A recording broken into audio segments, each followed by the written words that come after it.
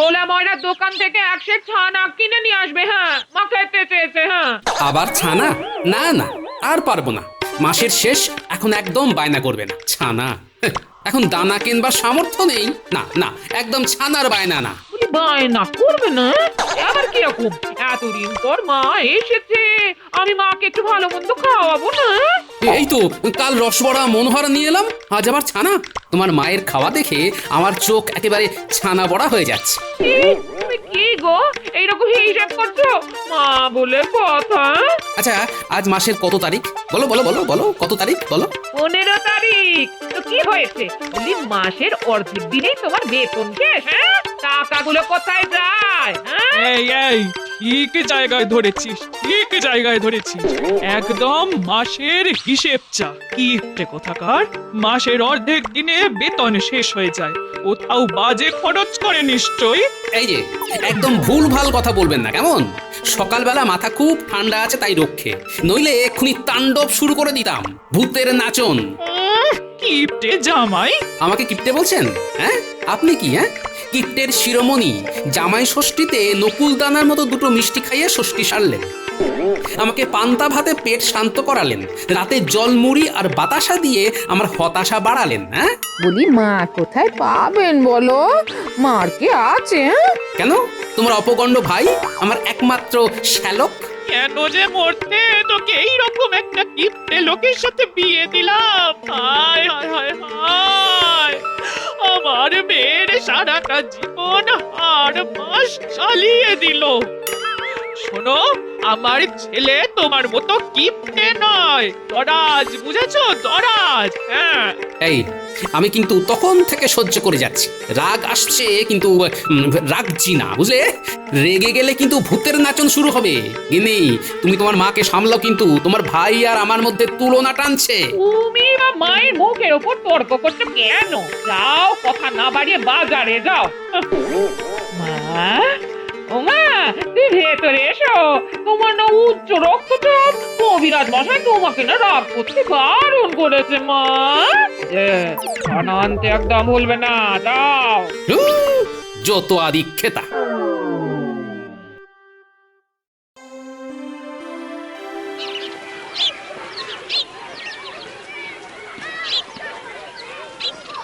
কি গো, ফুলকপি কত করে?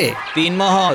এর দামাদামি হবে না, নিলে নাও, না নিলে যাও। নেব বলেই তো এলাম, ওইভাবে কথা বলছো কেন? হ্যাঁ, এতদিন হয়ে গেল গোপাল, তুমি বাজার করতে শিখলে না। দেখো দেখো কিরকম ভাবে বাজার করতে হয়। তুমি কপিটাকে দূর থেকে জিজ্ঞেস করলে কত করে, আর আমি কি করব? সোজা তুলে নেবো, বলবো ঠিক করে বল কত দেবো, উত্তর আসবে 3 মোহর। আর আমি কি করব? ফুলকপিটা সোজা ঝোলায় ঢুকিয়ে দিয়ে বলবো এই এই 2 মোহর রাখ, দামটা দেবো, তারপর চলে যাবো। চলাম। এই মন্ত্রী মশাই, পারবো না, 2 মোহর কেনা পড়ছে। যা, চলে গেল।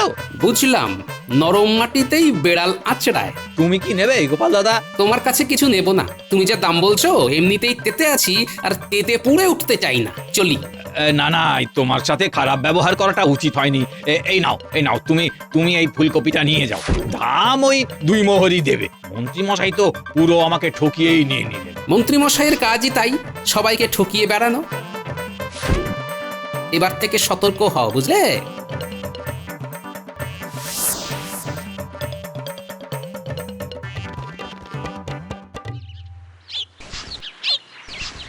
গিন্নি, এই নাও, বাজারে এনেছি, তাড়াতাড়ি ভাত বসাও দেখি, আমি স্নান সেরে আসছি। এই কি কি কি কি এনেছো? দেখি দেখি দেখি। এই মায়ের জন্য ছানা এনেছো? হ্যাঁ, এনেছি, এই নাও নাও নাও, দেখে নাও কি কি আছে। এটা কি? কেন, চিনতে পারছো না? বেগুন। বলি এত সরু বেগুন তো আমি দেখিনি।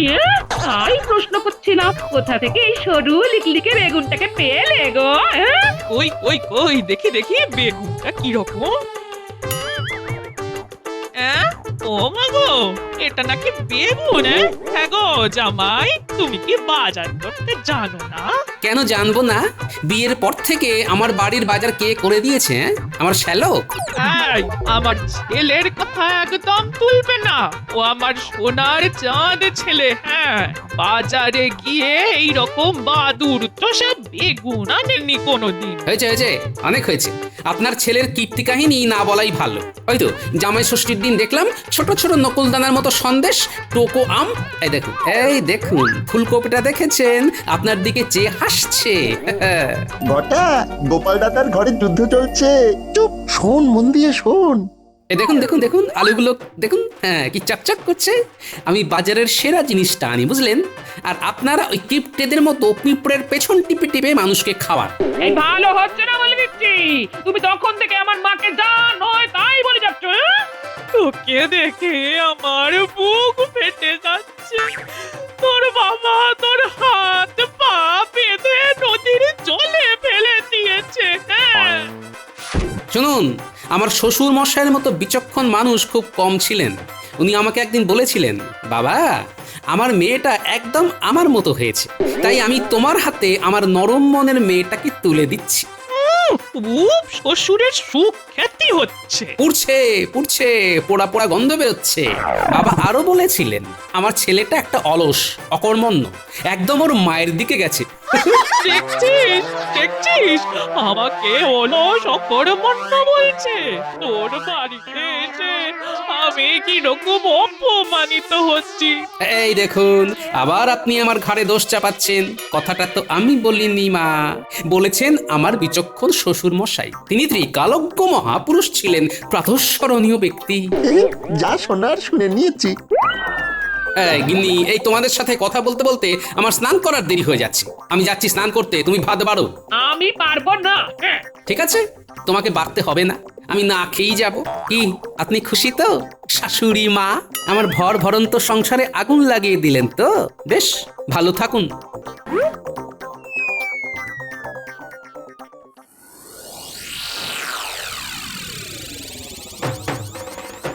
মন্ত্রী মশাই বাড়িতে আছেন? আমরা একটা বিরাট খবর নিয়ে এসেছি। কি বটা ঘটা? হ্যাঁ মন্ত্রী মশাই, খবর আছে। আসছি, দাঁড়া।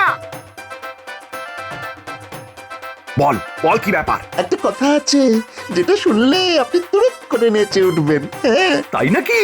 চল ভেতরে চল। আজ আমার শাশুড়ি ঠাকুরনের জন্য দেরি হয়ে গেল। না খেয়ে রাত সবাই যাচ্ছি। কেন যে মাঝে মাঝে রেগে যাই জানি না। আমি তো জানি আমি খাইনি, আমার গিন্নিও খাবে না। কি গো গোপাল দাদা, নিজের মনে কি বিড়বিড় করছো? আর কি, ওই একটা প্রবাদ আছে না, ভাবিয়া করিও কাজ, করিয়া ভাবিও না। ওইটা মনে মনে চালিয়ে নিচ্ছি।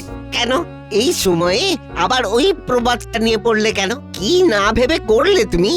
ওই যে সকালবেলা তোমার বউঠানের সাথে একটু ওই গোলমাল হয়ে গেল, ব্যাস গেলাম রেগে, চলে এলাম না খেয়ে। তার মানে তোমার আর বউঠানের দুজনের কারোর আর খাওয়া হবে না? সেটাই তো খুব মনে লাগছে গো। আরে দোষটা আমার গিন্নির না, দোষটা আমারও না। বাড়িতে কি তোমার শাশুড়ি এসেছে গোপাল দাদা? কি করে বুঝলে? আমরা একই পথের পথিক গো। দেখছো না, তাড়াতাড়ি দোকান বন্ধ করে বাড়ি যাচ্ছি। সাবধানে থাকিস ভাই। তুমিও সাবধানে থেকো, কথা বলো না। হ্যাঁ, জানবে বোবার শত্রু নেই।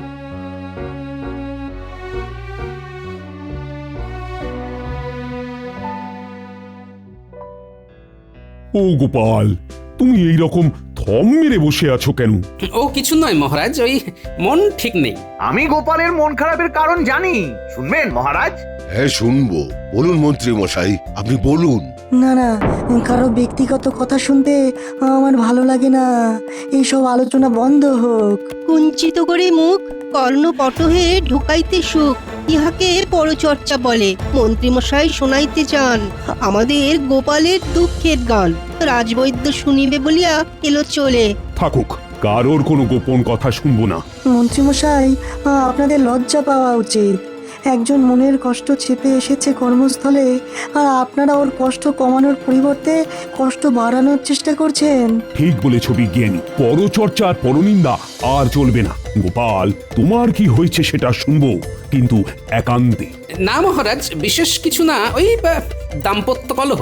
শুধু কলহ নয় মহারাজ, আরো অনেক কিছু। ওই যে স্বভাব যাবে না বলে একটু ফাঁক পেয়েছো আর অমনি শুরু করে দিয়েছো না। পরের কষ্টে তুমি খুব আনন্দ পাও, যেন তোমার জীবনে কোনোদিন তোমার গিন্নির সাথে দাম্পত্য কলহ হয়নি। এই তো দুদিন আগেই তোমার গিন্নি তোমাকে রেখে বাপের বাড়ি চলে গেছিল। ঠিক আছে মহারাজ, আর ভুল হবে না। দাঁড়াও গোপাল, আগুনে কেমন করে ঘি দিতে হয় সেটা আমি জানি।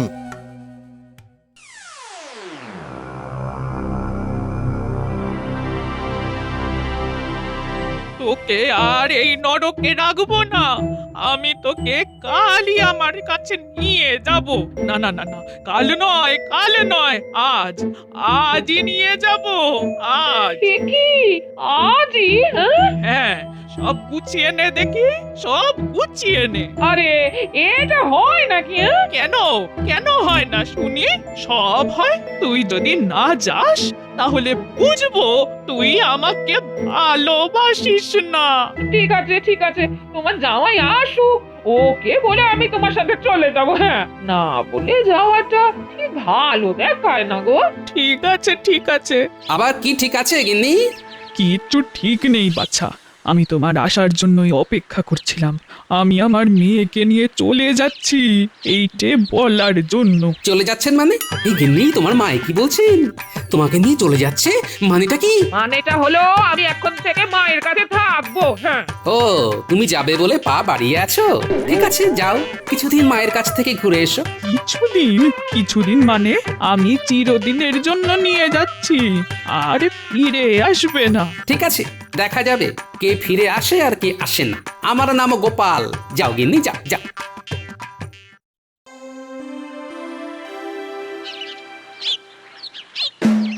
আরে গোপাল দাদা, বড্ড কষ্ট হচ্ছে না হাত পুড়িয়ে রান্না করতে? অভ্যেস নেই তো? বিশ্বাস করো গোপাল দাদা, বিশ্বাস করো, তোমার দুঃখ আমরা আর দেখতে পারছি না। খুব কান্না পাচ্ছে। জানি তো, আমার বাবা বলেছিলেন এমন একটা সময় আসবে যখন তোর দুঃখে শিয়াল কুকুরও কাঁদবে। বাবার কথা আজ সত্য হলো। তার মানে তুমি কি বলতে চাইছো আমরা শিয়াল কুকুর? ওই আর কি। কেমন কায়দা করে আমাদের শিয়াল কুকুর বলে দিল দেখলি? শুনলাম। ঠিক আছে, আমাদের কামড়টা তো রয়েছে। শিয়াল কুকুর যখন নখদন্তহীন, নখ দাঁত নেই, তোদের কামড়ে আমার কিচ্ছু হবে না রে বটা ঘটা। যাই, এবার তারা আছে। অনেকদিন হয়ে গেল, আজ একবার দেখা করে আসি।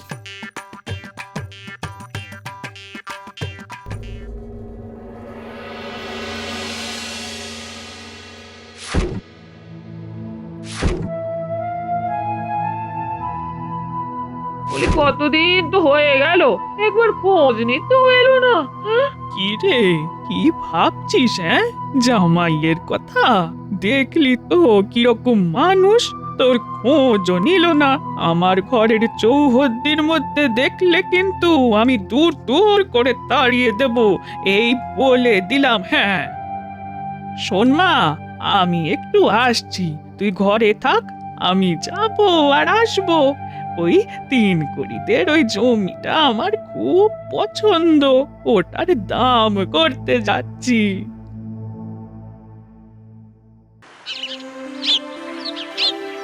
খুব হঠকারী কাজ হয়েছে।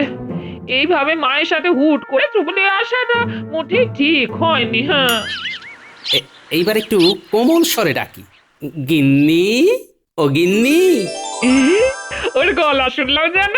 হ্যাঁ বাবা, এতদিনে মনে পড়লো। মনে আমার সব সময় পড়ে গিন্নি। চলো, তোমাকে নিতে এসেছি। আচ্ছা, এখানে এসে হানা দেওয়া চলছে? দাঁড়াও, দেখাচ্ছি মজা। এই নাও, তোমার জন্য ভোলার দোকানের সরভাজা এনেছি গিন্নি। ও মা, তাই? দাও দাও, কতদিন খাইনি।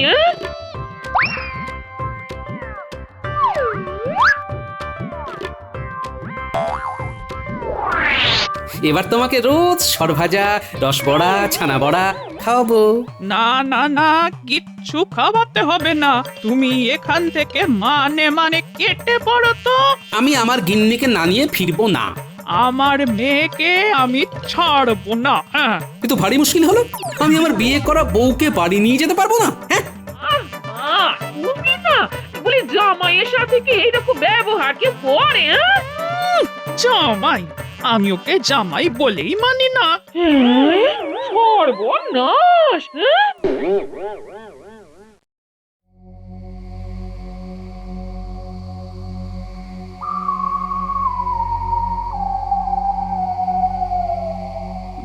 গোপালের কোনো খবর জানো?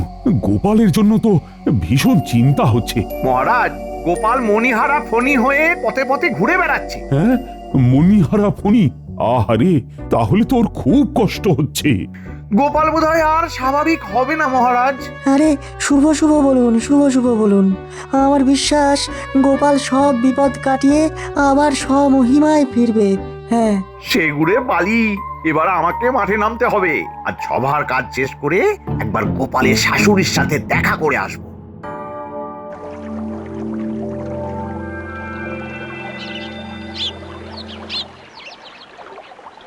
ওই যে আসছে। উফ, বড্ড দেরি করে ফেললো। এই একটু দেরি হয়ে গেল। মা তিন করি দাদার কাছে গেল আর আমি চলে এলাম। তোমার মা তিন কড়ি দাদার কাছে কেন গেছে? আর বলো না, ওই তিন করি দাদার একটা জমি মায়ের খুব পছন্দ হয়েছে। ওই 1 বিঘে জমিটা কেনবার জন্য প্রায় প্রতিদিন মা তিন করি দাদার কাছে যাচ্ছে। হ্যাঁ, তার মানে কিছু একটা ব্যাপার আছে, দেখতে হচ্ছে। দাম কত চাইছে কিছু জানো?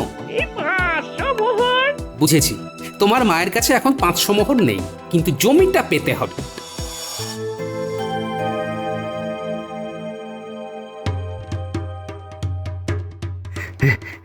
এই একটা মোক্ষম সুযোগ এসেছে। এই সুযোগটা হারালে চলবে না। গোপাল এখন নেতানো মুড়ি, আর নদীর ঘাটে গোপাল আর গোপালের বউ। না, মণিকে ফণির কাছে আসতে দেওয়া চলবে না। বুড়িকে এক্ষুনি জানাতে হবে। যাই।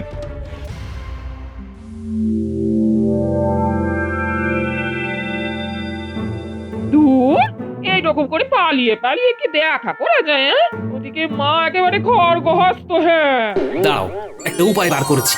শোনো, তোমার মাকে আমি 500 মোহর ধার দেব। সে কি গো, আমার মা তোমার হাত টুকুর করবে না গো। ওই মোহর আর তুমি ফেরত পাবে না। হ্যাঁ, পাবো না তো জানি, খেলাটা তো ওখানেই শুরু হবে গিন্নি। আমি তোমাকে যা যা বলবো তুমি ঠিক তাই তাই করবে। তুমি টাকাটা ধার দেবার আগে ঘুণাক্ষরে জানাবে না যে এই 500 মোহর আমি দিয়েছি। কেন গো? তাহলে ধারটা নেবেন না। ধার দেওয়া হয়ে গেলে, জমি কেনা হয়ে গেলে তখন তুমি আমার নাম বলবে, মনে থাকবে? হ্যাঁ, ঠিক আছে, তাই করবো।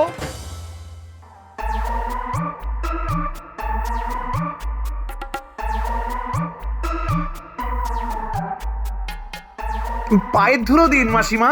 কে বাবা? তোমাকে তো চিনতে পারলাম না। আপনি আমাকে চিনতে পারেননি? না গো বাচ্চা, বয়স হয়েছে তো, চোখে বড় একটা দেখতে পাই না।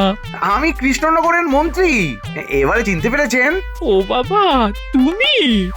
তুমি কত ভালো, গুরুজনদের ওপরে কত ভক্তি। আমার জামাইয়ের মতো না, আমার জামাই খুব বাজে, খুব বদমাস। আরে, আপনার জামাই মানে আমাদের গোপালকে তো দেখলাম নদীর ধারে বসে আছে আপনার মেয়ের সাথে। ওরে বাবা, বদমাস জামাই রে। তোরা দেখাচ্ছি মজা, এবার বুঝবে কত ধানে কত চাল।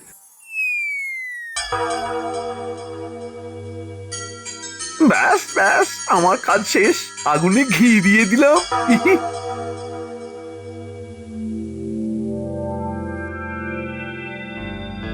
বুঝলে গিন্নি, তোমার অভাব প্রতি মুহূর্তে অনুভব করছি। আমিও জানো, তো কি করা যায়? তোমার মাকে টাকা ধার দেব, এরপর দেখবে মজা। মজা এবার আমি দেখাবো তোমাকে বাচ্চা। তুমি তো খুব নির্লজ্জ দেখছি। এই এই তুমি যাবে না গ্রামের লোক ডাকবো? যাচ্ছি যাচ্ছি যাচ্ছি।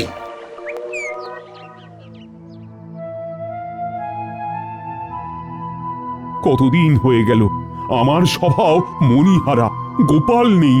বিজ্ঞানী, তোমার সাথে এর মধ্যে কি দেখা হয়েছে? না মহারাজ, আমি আর সভাকবি তিনবার ওর বাড়িতে গিয়েছিলাম। ঘরে বিরাট তালা। হ্যাঁ, কোথায় গেল গোপাল? হায় রে মোদের কপাল। এই তো তোমার খুব সাহস বেড়েছে, এক্ষুনি মা চলে আসবে। হ্যাঁ তোমার মা এখন কিছু করবে না, দেখেও দেখবে না। হ্যাঁ তুমি সব বুঝে গেছো, আমার মাকে চেনো? হ্যাঁ হাড়ে হাড়ে চিনি। আসুন মা, আপনার জন্যই অপেক্ষা করছি। না বাবা, তুমি বসো, আমি যাই। এটা কি হলো? 500 মোহর যে ধার দিয়েছি, যে ধার নেয় সে কি আর সামনে আসে?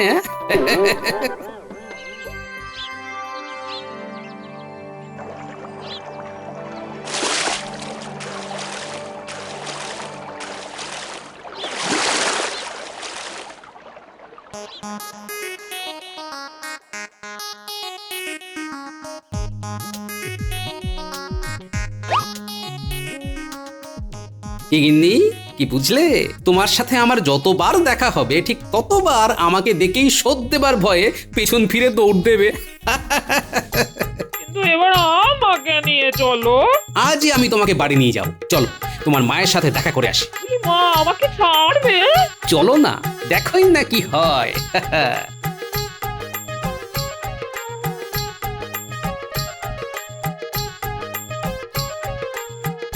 শাশুড়ি ঠাকুরন, এবার আমার ওই 500 মোহর উপর হাত করুন, মানে ওই শোধ দিন। আমার কাছে এই মুহূর্তে তো অত পয়সা নেই। তা বললে তো চলবে না, কিছু একটা দিতে হবে। শুনুন, আপনার মেয়েকে নিয়ে যাচ্ছি, আর আপনার ওই নতুন জমিটা আপনার মেয়েকে লিখে দিলেই ধার শোধ। ঠিক আছে, ঠিক আছে, তাই হবে। তাহলে চলো গিন্নি। আমরা আসি মা। আসি শাশুড়ি ঠাকুরন, 1 বিঘে জমি আর আপনার মেয়ে মানে আমার বউকে নিয়ে চললাম, কেমন?